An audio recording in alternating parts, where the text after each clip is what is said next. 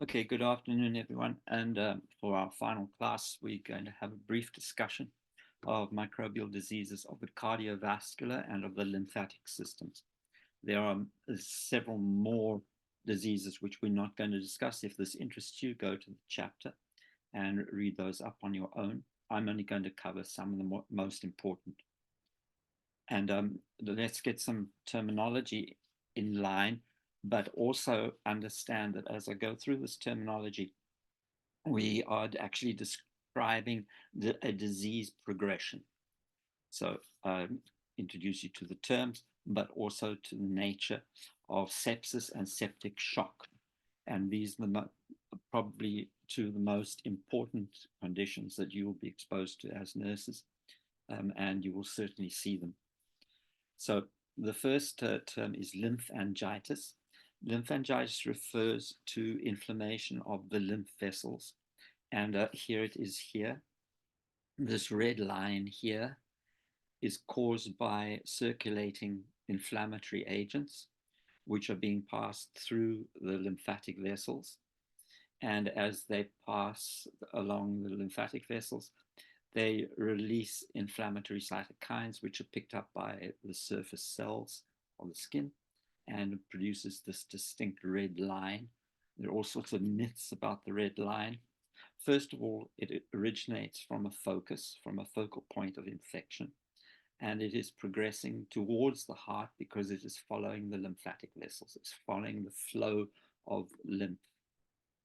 The myth is that when it reaches the heart, people die. Of course, this is not true. And lymphangitis is only the first sign of such a focal infection. And lymphangitis is not always apparent. It becomes apparent when, for example, you have a focus of infection on a limb or something like that.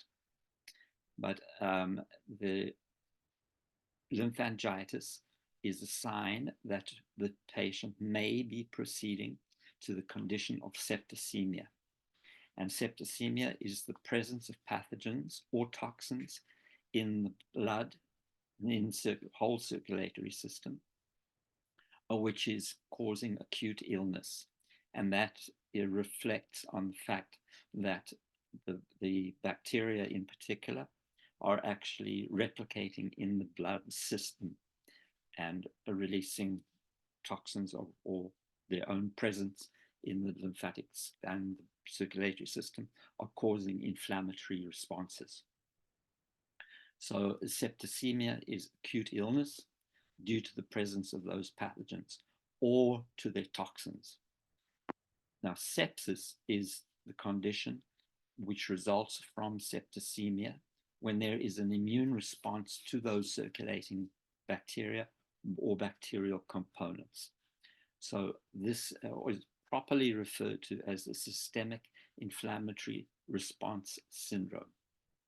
And most of the effects and most of the deadly effects that we will see as a result of sepsis are due to inflammatory responses of the immune system. Now, severe sepsis and septic shock are the result of sepsis, which has advanced so much that the blood pressure has begun to decrease and there is dysfunction of at least one organ. Now, to understand that, we've got to realize that what the inflammatory responses are. There are many of them, but the two which are most important in this case are, first of all, the inflammatory response causes blood vessels to dilate, to increase in volume. Second of all, the blood vessels become leaky. Fluid from the serum begins to leak out of the blood vessels. And those two things combined, increasing the volume of the cardiovascular system and loss of fluid from the blood, results in a catastrophic decrease in blood pressure. There are various other inflammatory responses which further contribute to organ failure or organ dysfunction. And severe sepsis is the presence of at least one organ dysfunction together with the decreased blood pressure. Now, septic shock is the next step. And septic shock is a condition where the blood pressure is uncontrollable. and it decreases uncontrollably, even with intravenous fluid supplementation and other interventions. This is an extremely difficult thing to deal with, and it has a very, very high mortality rate. So all of these conditions can result from various bacteria and their toxins present in the circulatory system. So the most profound is produced by gram-negative bacteria. And that is because you'll remember that the gram-negative bacteria not only have a cell wall, but they have an outer membrane outside that cell wall.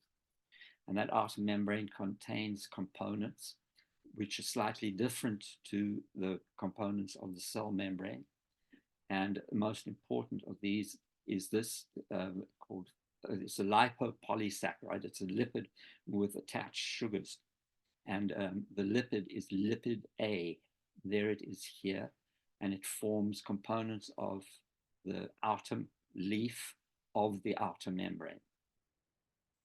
In addition, there are various other components of the polysaccharide itself, but the lipid A is what is most toxic when it goes into circulation, because it is component of the outer membrane, component of the bacterium. It's referred to as an endotoxin. It is not a toxin which is being released to go into solution and circulation.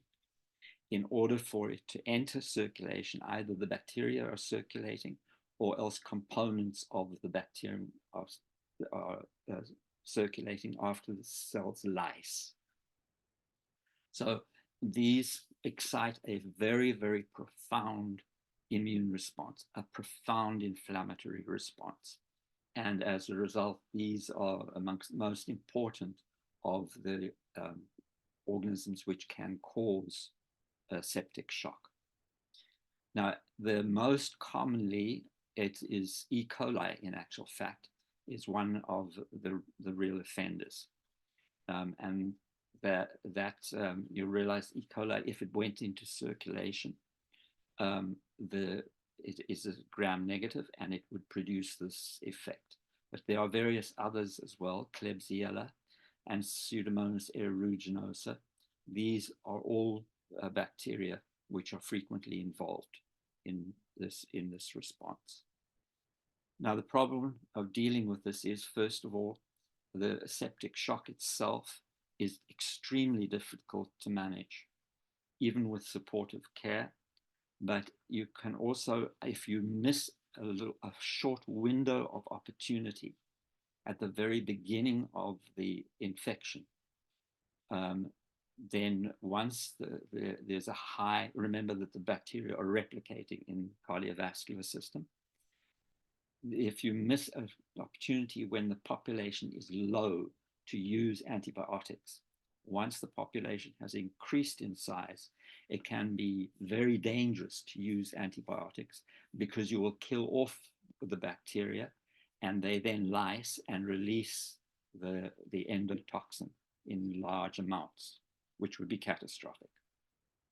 So there are now attempts to devise ways of actually trying to neutralize this endotoxin, but those are very, very unsuccessful so far.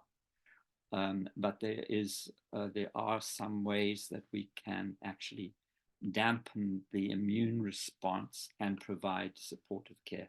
But this septic shock has a very high mortality rate. So gram-negative sepsis is the most important, but you can also get sepsis from gram-positives. And these are usually Streptococcus or Staphylococcus.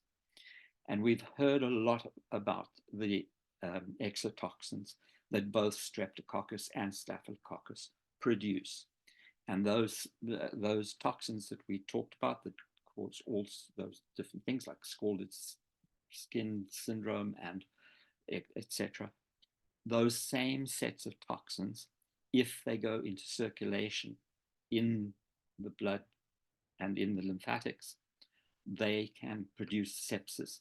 First, because of the exotoxins, but second, if the bacteria are in circulation, the components of the gram-positive bacterial cell wall can also produce a shock syndrome. So these both streptococci and staphylococci will do this. And these are extreme. We're going to hear in one particular instance where this is particularly important, and that is after childbirth. But there are various other gram positives which can also do this, which are really important in terms of healthcare associated infections. And these, the two species which are of particular interest are Enterococcus faecium and Enterococcus faecalis. And those names should tell you that these are actually gut bacteria. They're a normal component of the gut microflora, but they can very, very easily act as contaminants in a healthcare setting, and both of wounds and then as well of the urinary tract, often through catheter use. And unfortunately, these are they are resistant to many antibiotics, and especially if they're colonized wounds, they easily go into circulation and can produce a shock, a septic shock. Now, the other thing that I want to remind you about is that Staphylococcus is particularly implicated in toxic shock syndrome. And toxic shock syndrome is a situation where not the bacteria, but the toxin goes into circulation. And the best example of that is the toxic shock syndrome, which resulted from contaminated tampon use.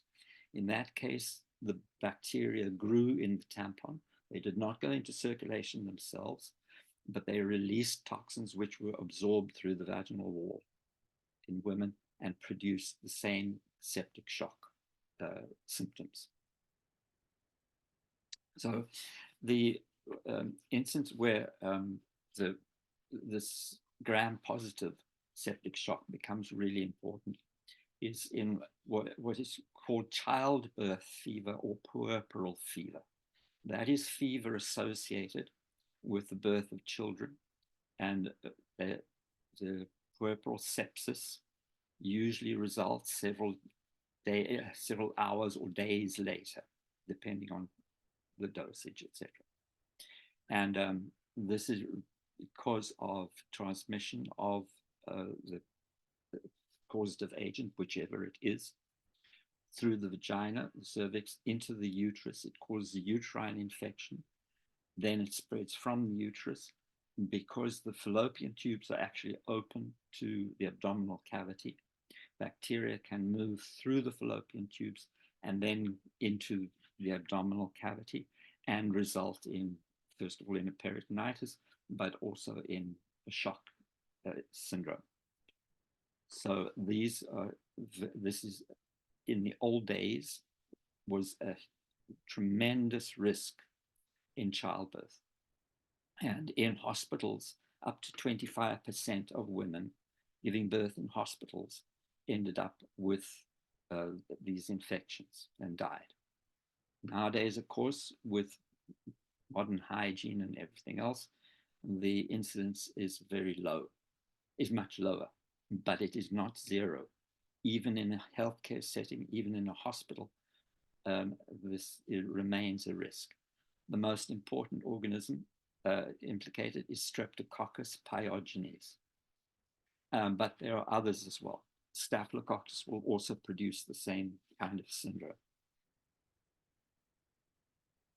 So when bacteria go into circulation in the blood, that is called bacteremia. Bacteremia is very common, very frequent. In fact, I think I've told you, every time you floss your teeth, you probably have a transient bacteremia. But bacteremia is very, very, very seldom a problem because the amount of circulating bacteria is relatively low compared to the volume of your blood. And your blood is full of phagocytes, which will immediately um, uh, ingest bacteria and result in the clearing from the blood circulatory system. But there are some instances where bacteremia will proceed to some form of infection. And it usually needs some special circumstance for this to take place. But bacteria in circulation can actually cause a variety of different infections of the blood circulatory system itself. The first is called endocarditis, and that is inflammation of the endocardium. That is the lining of the heart. Now, the reason that the heart becomes especially vulnerable is that as the heart beats and the valves open and shut, they cause vortices in the fluids of the blood.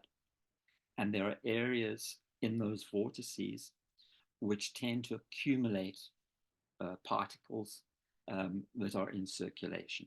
And if those particles happen to be bacteria, the bacteria can settle, begin replicating, and cause various inflammatory responses in the endocardium, resulting in endocarditis. So this sometimes this is particularly true if people have a heart murmur, because the normal heart valve motion limits the number of vortices and stills places around the valve. But if one of the valve, depending on which valve you're talking about, but if one of the flaps of the valve not working exactly right, then this very easily sets up a situation where bacteria can begin to settle. And once they settle, they begin to replicate. This is usually alpha hemolytic streptococci. We have not heard much about the alpha hemolytic streptococci, but they do occur. And they are particularly implicated in bacterial endocarditis. And I'll show you in a second what endocarditis looks like. But the bacteria actually settle and colonize parts of the endocardium. And this is especially true around the heart valves. And the streptococci, the source is often even mild pharyngitis or tonsil infection or something like that.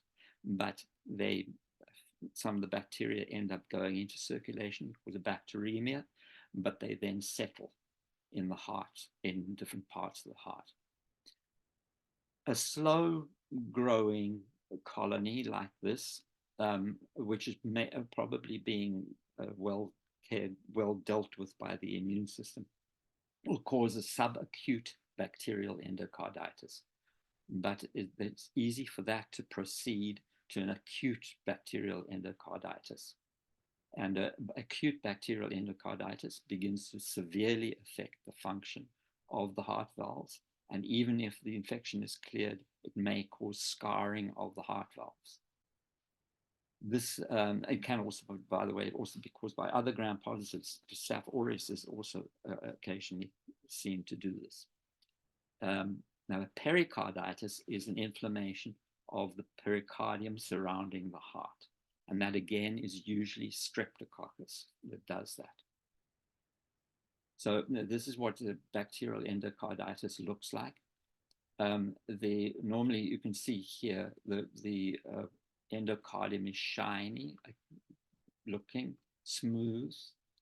And when it becomes infected with bacteria, the bacteria grow as colonies and as biofilms on the heart valve, and they cause an intense inflammatory response in the valves themselves, besides releasing toxins, which actually damage the cells of the heart valve. So this is a serious condition. It can be dealt with antibiotics, but unfortunately, it's often only spotted and diagnosed when it's already quite advanced. So just a reminder, that situation is different to the situation in rheumatic fever that we talked about before. Rheumatic fever is a disease resulting from inflammation of certain tissues of the heart valve and of the joints. And those tissues are tissues which contain cells which have proteins similar to the M proteins of Streptococcus pyogenes. And the immune system, in responding to Streptococcus pyogenes infections, such as scarlet fever, can actually produce antibodies, which then begin to attack our own tissues, which contain proteins similar to the M protein.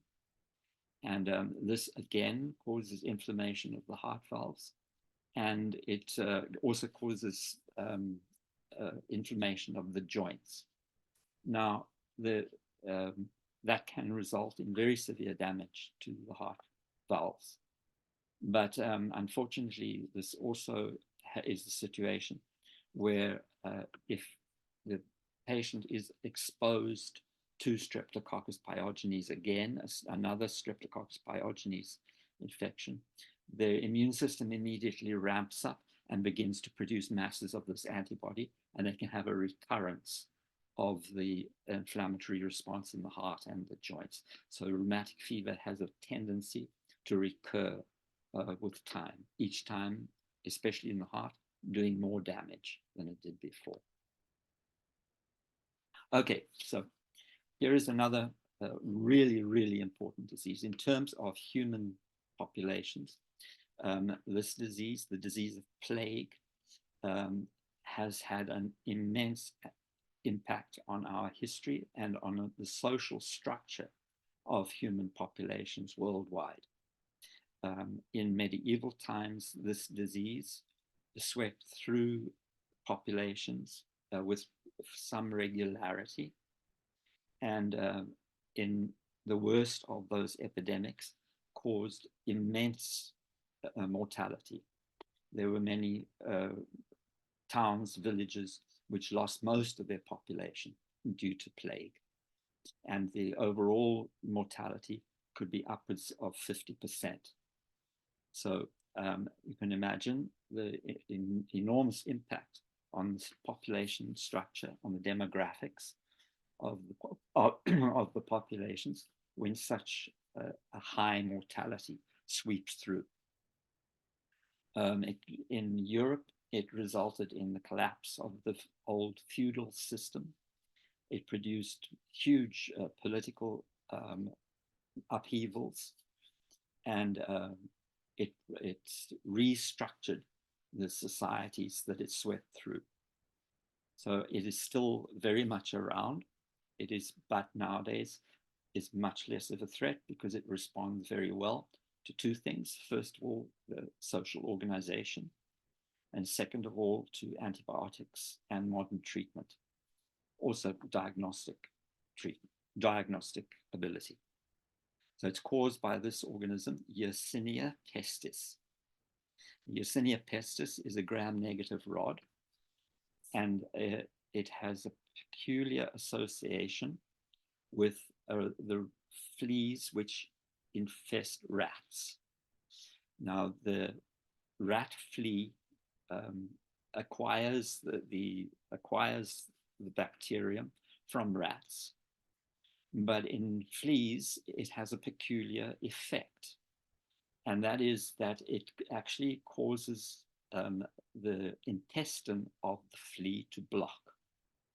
And every time the flea attempts to feed, it can get effectively a stomachful of blood, and it then is forced to regurgitate it. And this is what happens. The flea will bite, suck blood for a bit, and then regurgitate that back into the wound that it's created with the bite. And in doing so, it injects bacteria into the wound, and they very quickly spread to the lymphatic system, settle in the lymph nodes, and produce these terrible swellings, exquisitely painful swellings of the lymph glands here, called buboes, buboes, buboes. There it is there. And that is where this disease gets its name from, the bubonic plague. So this is only one form of the disease, as I'll describe to you, but this is what results from the bite of the flea. Now, the bacterium lives in rodent populations, but not only rats. The rats appear to have been important. There is some controversy about their role, by the way, in the European, at least in the European epidemics of plague. But it appears that one set of rats spread the disease throughout Europe as they spread along merchant routes from the Far East into Europe. So the disease itself, this stage here, can already result in a septic shock because it is a gram-negative rod and it is in circulation in the cardiovascular system. But that alone has untreated had a very, very high mortality rate. At its worst, 50 to 75, certainly upwards of 50%. So that was not the only reason that plague could become epidemic. The reason it really became epidemic was that it could proceed to a stage where the lungs became infected with the bacteria, and this caused massive damage to the lungs, and people would cough up a mist of blood from the lungs. And contained in that blood would be masses of these bacteria. And so a second route of infection was created. The first route was from the rodents via the fleas to humans. The second route of infection was from human to human. Nowadays, these two appear to have become separated. You don't see this progression that apparently happened, especially during the Middle Ages. And instead, we normally only see the bubonic in areas where the bacterium is endemic. But the pneumonic plague has also had a very, very high mortality rate. Once people became symptomatic, it was essentially 100% mortality. But as I say, the pneumonic is seldom seen. Nowadays, we mostly see the bubonic form, and that is easily treated once it's been diagnosed. It's very responsive to antibiotic treatment. So one of the peculiar effects of the shock syndrome that resulted from the septicemia caused by bubonic plague was that it caused bleeding under the skin in the periphery. And this blackness here is not gangrene. It's simply the precipitation of these very dark pigments from the degradation of hemoglobin under the skin. You can see it under the nails as well, like that. And this blackness was very prominent in bubonic plague. And here, this is where it got its name from, the Black Death. And it was because of this blackening of the periphery. So there are many areas of the world where Yersinia pestis is actually endemic, and it's usually held in reservoirs of native rodents. And here in the United States, predominantly in the Southwest, there are infrequent but regular occurrences of the bubonic plague, but this seldom could be defined as an epidemic. It is usually just individual cases, individual people who are unlucky enough to be bitten by flea, which had acquired the bacterium from a native rodent. And the pneumonic form is extremely rare, and so we do not see it proceeding to an epidemic form. Okay, so here's another disease, one that you have surely heard of, and this is Lyme disease.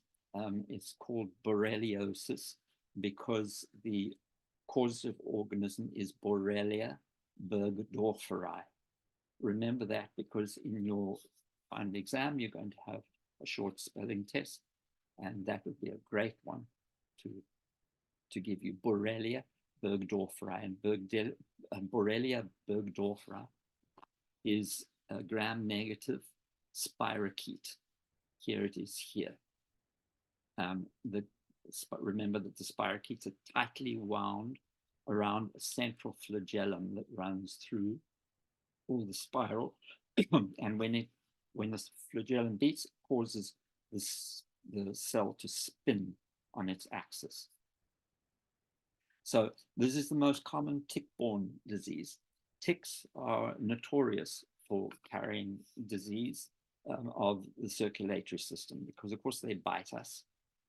And it's very easy for them to inject agents into our bloodstream. So there are a number of different diseases which are carried by ticks. So there are actually several reservoirs of Borrelia, and the three that are important, I'd say, are mice, humans, and deer. And it has a quite complicated, let me just go here, has quite a complicated life cycle, which we are not going to cover in any detail. I simply want to point out to you that both animals are involved, both deer and mice.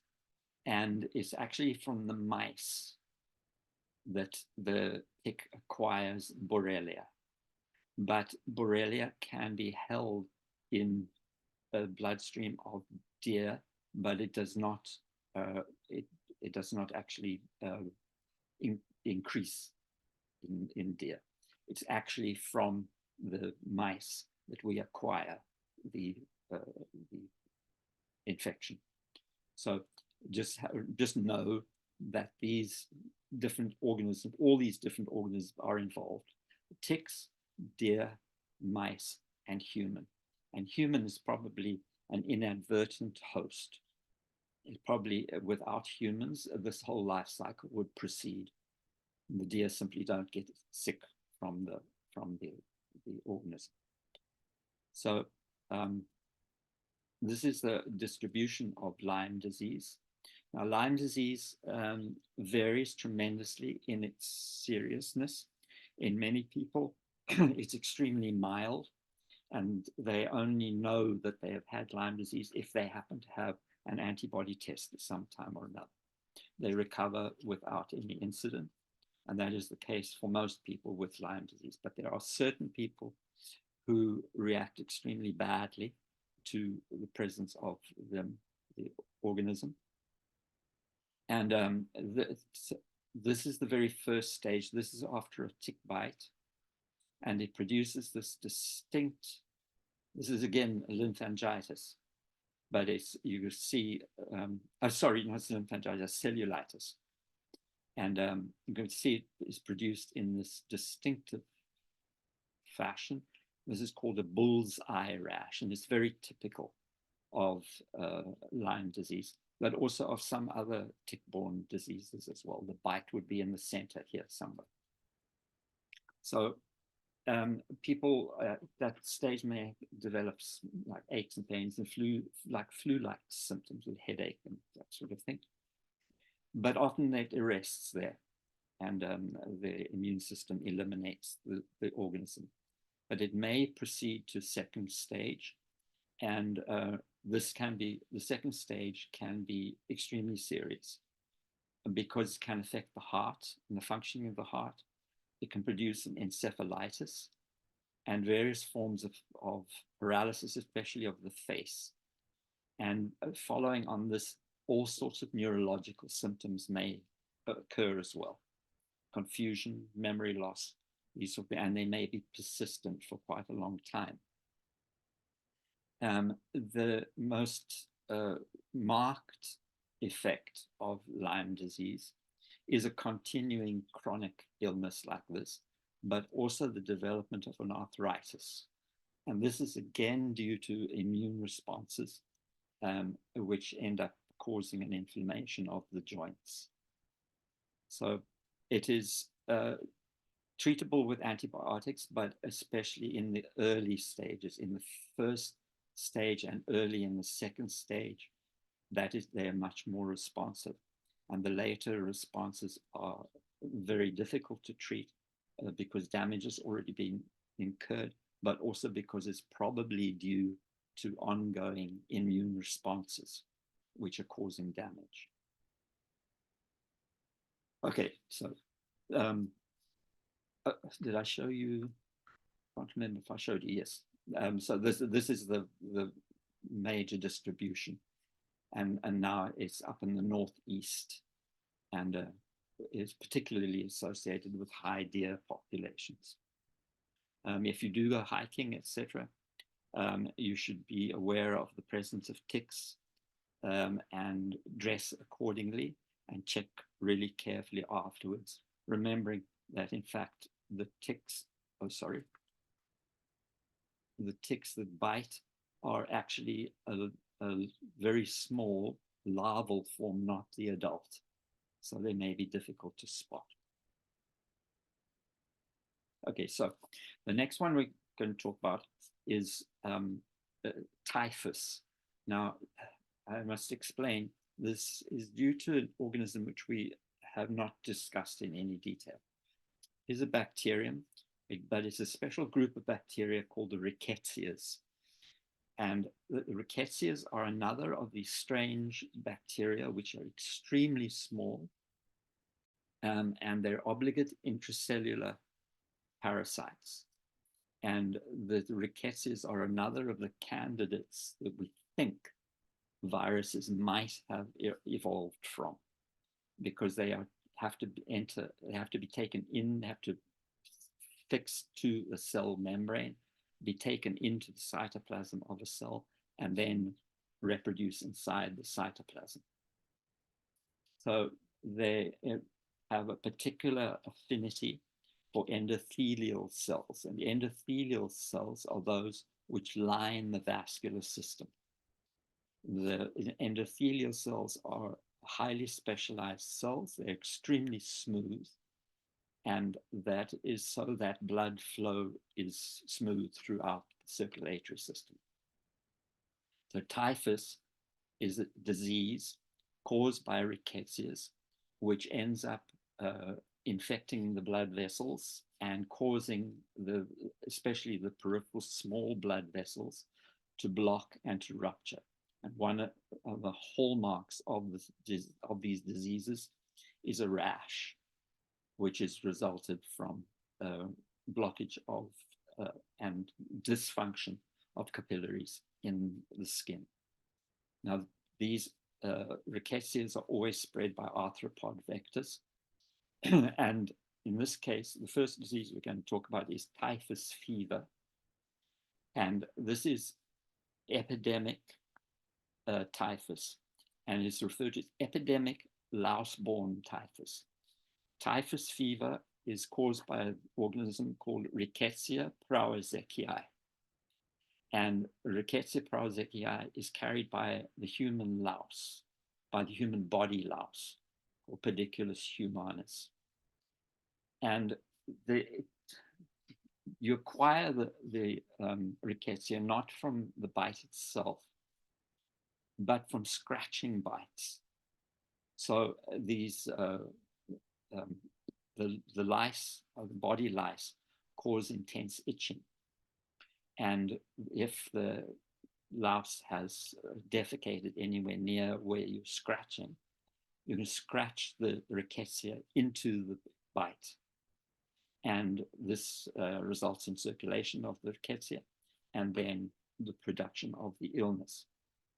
So there is pronounced fever associated with it and various other symptoms, and untreated, it can very definitely be fatal.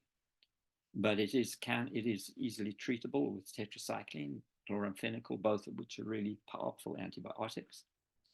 But typhus in crowded settings, for example, in refugee camps, in the concentration camps during the Second World War, it was a major source of mortality. And in any crowded setting, especially where people have poor hygiene, they are unable to wash their clothes, unable to keep themselves clean. Typhus can become epidemic and can, in those settings where it's unlikely they have very good medical care, it can have a high mortality. Now, a related disease is one that you've probably heard of, and this is Rocky Mountain spotted fever. And Rocky Mountain spotted fever is also caused by a rickettsia rickettsii. And this is spread again by ticks, not by the body louse, but by ticks.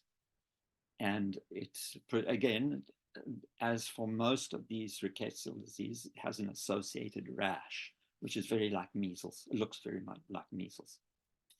And again, it has a high mortality rate. And even if it's diagnosed at a late stage, then the mortality rate remains high. If it's diagnosed early, then patients have a much better chance of survival. Again, it's treated with very powerful antibiotics. And it is eminently treatable, provided that it is treated early. So Rocky Mountain spotted fever. What is remarkable about this map is that it's about as far away from the Rocky Mountains as you possibly get. But nonetheless, it's called Rocky Mountain spotted fever, probably because there were some cases there. But it's mostly in the central states of the east of the country, east of the divide. And so it occurs with high regularity. It is again, it's a tick-borne disease. So it's a disease particularly associated with people who go hiking, hunting, and that sort of thing. And this is its characteristic rash, rather like measles. And I think that's it. Okay, I've enjoyed teaching you. So I remember, please, that tomorrow, this Tuesday, 10:30, there will be a review session. And the first, for most people, the exams will be on December 18th. Okay, and so I'll see you then tomorrow.